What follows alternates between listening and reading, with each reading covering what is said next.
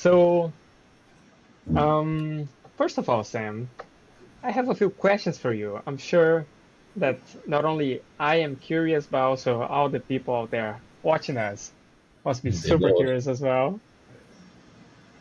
So, I wanted to start asking you, like, where did everything started? Um, I know that you have a background on business, but also marketing, and Hmm. you've been running like a few businesses of your own up until now. You've done a Yeah. few couple different things. But let the people know, Sam, what, how did you get started into it? What challenges changed the young Sammy into the hunk of a man that we've got today? Hunk. Oh my. Wow, I would have prepared a presentation. Maybe we should prepare stuff like this in the future. But okay, so what specifically from a business standpoint? Yeah. No, everything. Like, I mean, sure, like where did you start with businesses? But also like what got you into that and how was like your aspirations and objectives growing up? Cool. All right. Yeah. Definitely should have prepared for this. It all started when my mum met my dad, I guess. No, but the all right, where do we start? Where it got interesting? So as a kid, always interested in business. I would set up little shops in my bedroom, steal my brother's toys and sell them back to him. It was pretty brutal, but it worked. And Capitalism. yeah, yeah, man. I don't know why I actually like it, to be honest. I think I'm more creative rather than making money. So it was more about like designing a shop in my bedroom rather than actually kind of like making money, if that made sense. So I'd also used to draw like football stadiums and things like that. And I think I just Hmm. like the idea of building things. It's kind of like The Sims, you know. It's like or like Monopoly, like you acquire stuff and you build stuff and you see things working. Where that probably comes from is probably my dad. My dad is a business owner, owned a painting company and decorating company. Mm. Did well for himself. That was my first actual job. It was pretty brutal. I worked all week for 40 pounds, which in the UK that's not great. Nice. But I How used to young think were you? like 14, and I think you weren't allowed on the site until 18, like a construction site. Hmm. But I was over the moon because I thought, hey, if I work once, like all week, 8 hours a day painting walls, that would be like one video game a week at that time. It was only like £40 to buy a video game. It was a Uh, lot of money at the time, man. yeah, it felt like it, but actually looking back, that was completely slave labor. Um, so yeah, entrepreneurial like that. Tried. Let's just fast forward to like 2018. Like I did a presentation recently and realized I've had like 24 to 25 different projects, I think. Hmm. Um, Maybe that means I'm scared of commitment, or maybe I like to think it means I like to try new things. Most of those failed, which is totally fair enough. Most businesses do fail. Um, a fair few made their like money back, so it was kind of like a break even, and then like three or four did really well. Where I kind of got my first kind of like successful break, I guess, was Eddie, my friend, asked me on my birthday, July the 20th, 2018, I'll never forget, if I want to build a company around mind control beer pouring robots. And I was painting at the time, like being a decorator. Um, I apologize to everyone or anyone listening whose house I painted. It was it must have been terrible. Um, but yeah, worked really well. We built them originally thinking every like uni and college in the world would want one. Turns out they hadn't had got money for that, but who did were like B2B marketers. So yeah, we sold to companies like Marriott, BlackRock, Barclays, Wow. Big Gartner. names, huh? Yeah. It was really, really cool, and I got to fly around the world, which was cool. So we went to DC in the US. Actually, went to an event with Donald Trump's son. I thought that was fun. Uh, Damn. uh, yeah, I got invited to like Founders Forum, which was really cool by Brent Hoberman. He was like the founder of LastMinute.com, and that was an insane time in my life because I remember being in the urinal, like going to the toilet and peeing, and I looked to like the next of me, and there was a guy called Taj from Dragon's Den. It's like the Shark Tank of the UK. Uh-huh. It was just that was just kind of really funny, pivotal moment. Did that business for a year, and then we built Matilda. So Matilda was a gesture-controlled champagne pouring robot, and yeah, that was going good for a year. So 2 years in total. Had a bit of a sour end, and then COVID came. So basically, I had two options: go get a proper job or disappoint my mum again. And I decided to disappoint her. I met a technical co-founder on Co-Founders Lab called Charlie. Charlie is incredible. He described himself as a software nerd looking for a project. And he was like, I think he was like, do you have any projects that you're working on that maybe I could get involved with? And I was like, boy, do I. Started working on two ideas. One was a construction app. The other was Mixed Reality Rooms, which is the company that's still going now, which we build video games for companies like Vodafone and GSK and Google. We basically turn their content into video games so they can pitch their clients, which is really fun. Um, and yeah, then I went to Bali, met you. Maybe I'm jumping the gun. Maybe this was a very yeah, I could have probably made that more concise and prepared it. But went traveling. So I was living in London, decided to go traveling, went traveling, went to Thailand, met you in Bali, got on really well. I thought you were an extremely hard worker. Um, and I like that about you. We went and met in an entrepreneurial hostel. Um, and then, yeah, we kind of got together working on ATK View, and now we're here. That was a real splurge of events, but Awesome. Awesome. Awesome. Yeah, nice to know a little bit more about you, Sam. Which reminds me of like you were talking about all this stuff that you did, and I remember seeing a couple weeks ago on your Instagram. I think you were in like a inventors convention in London, oh yeah, that was te sick. teaching like a new idea. Is that something that you do often, like come up with new stuff and try to sell that product or get involved with new ideas? Or was that just for funsies? No, I was kind of working on a new product. So something that I've had in the back of my head from 2021. It's called Sunstoppable. It's officially trademarked in the UK now. So trademarked. Ooh, Um, congratulations. yeah, no, thanks. But it's a laptop case or laptop sleeve, so not a big case, like a little sleeve you put your laptop in. Hmm. That in the sun it folds out and it becomes like a screen glare protector. Hmm.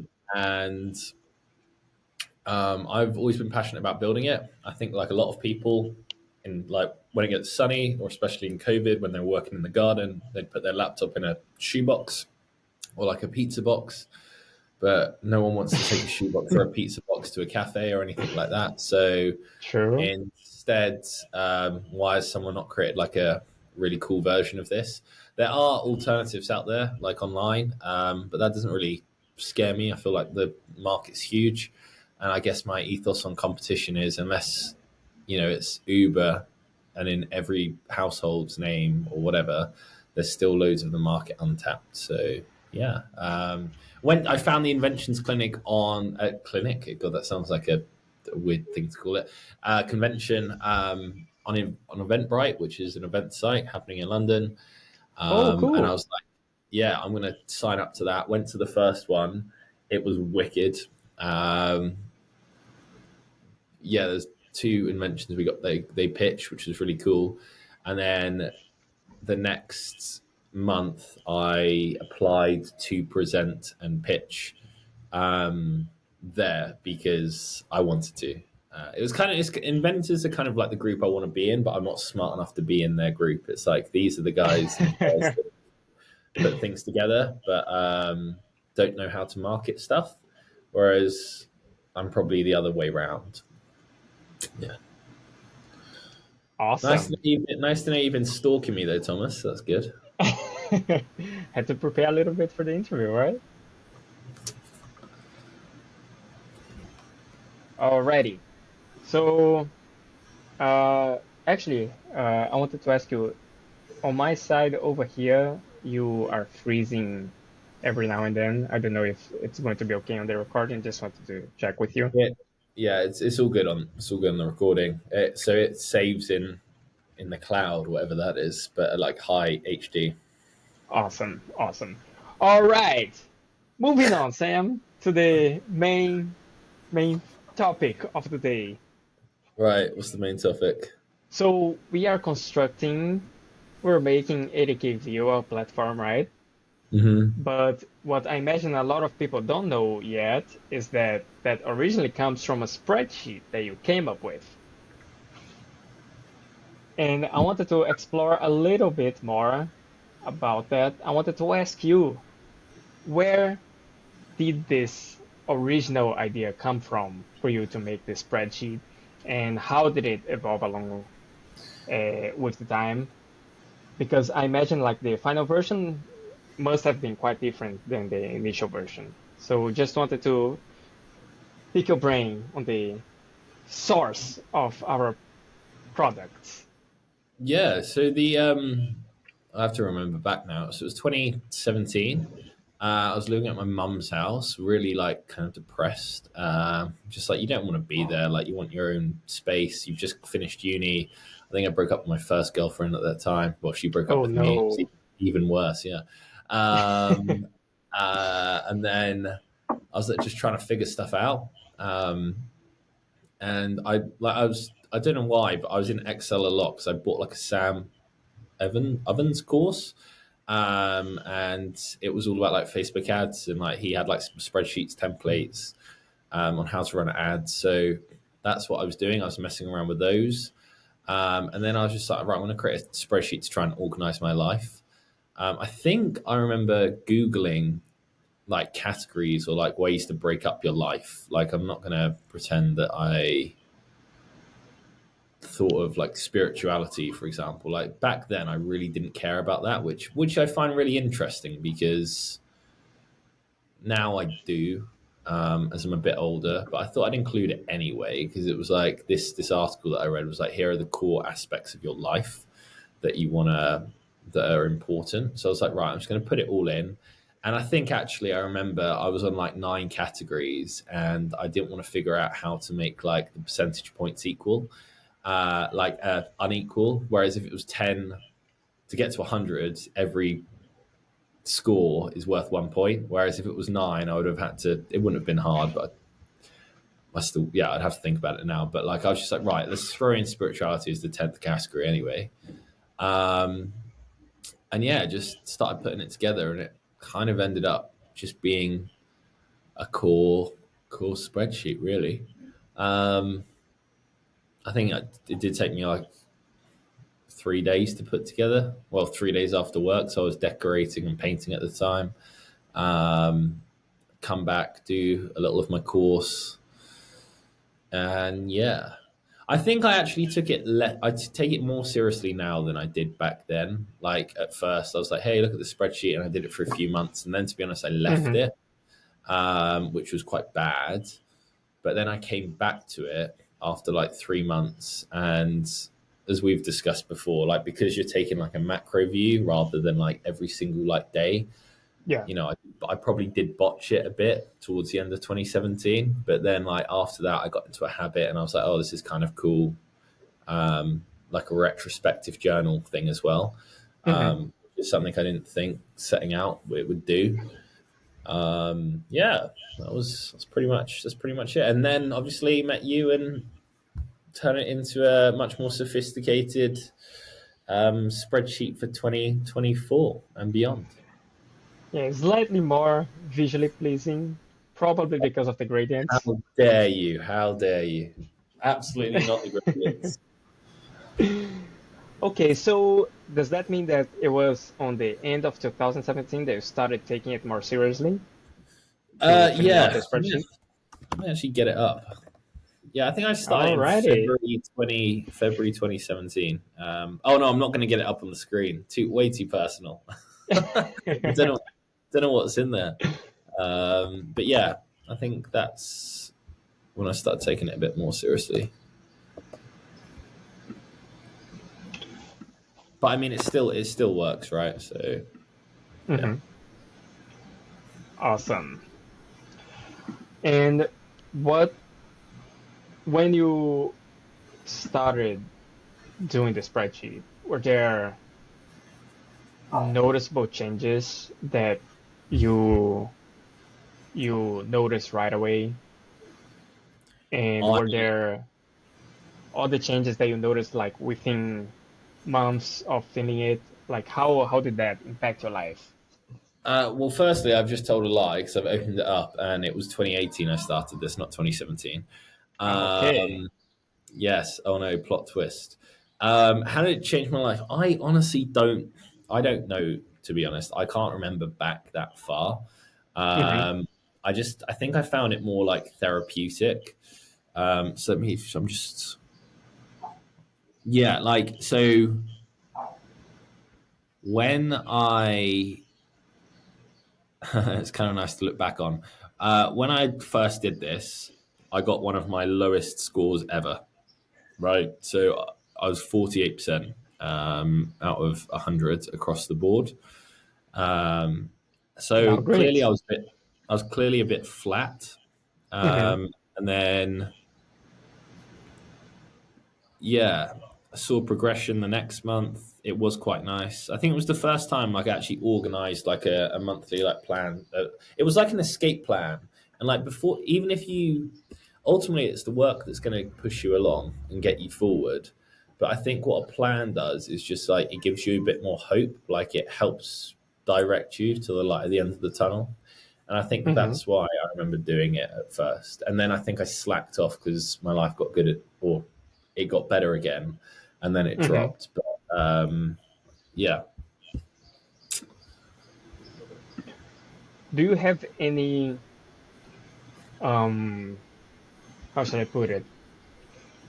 Any achievements that you would attribute to like this monthly routine of of filling your spreadsheet and checking your goals and planning everything as opposed to just there's my living life crutch. on the go? Um, Maybe not. So specifically, we added kind of like the goals section. You and I did that. Like that's I would say is more of your addition, Thomas. To be honest, like specific goals. Like for me, I've always used it more as a reflection piece to like calm my mind, and it's like it's guided me to the next step. So um, the goals things only really kind of come about since I started working with you. So you should be very, Mm, I think we should be proud of that together. But it's always been more of a like, right, what's my next best step? Here's where like I'm struggling. Like I need to get out of this house, for example, and move location. And obviously, they're hmm like the foundations and the building blocks to pushing your life on. So, for example, if I didn't if it took me like 6 more months later to realize that I need to move to London because like I'm clearly unhappy here. This is what's dragging me down. I probably wouldn't have been out with Eddie. I probably wouldn't have started like or like been in that position where we built that business. Um, so I think instead of like if we see like the goals or like the endpoints, the outcomes as instead of that, it's more it lay down the foundations for me to go off and build stuff, and it opened more doors, I guess, because it like helped free my mind a bit. But I'm hoping what you and I can achieve is to build something which not only helps with the fact build you a foundation and make sure you're okay, but helps you achieve those end goals as well. hmm You know, it's interesting that you say that because One thing that stood out to me recently is when I was filling out the forms for last month, Hmm. I noticed that I feel so much better when, uh, in this case, I was doing jiu-jitsu back in Albania, Hmm. That's but sick. It's just an uh, awesome thing to say. yeah, I actually went to the National Albanian Championship. It was awesome. That's nuts, man. And also now, like you've got like a journal or whatever we want to call it to reflect on that. You'll always know at that month that you were there. That's wicked. Yeah. And I noticed that we have like the 10 different categories, right? And Yeah. the community category skyrocketed up because of the jiu-jitsu. Because when you're doing like a sport like that, there's like such a strong community around it.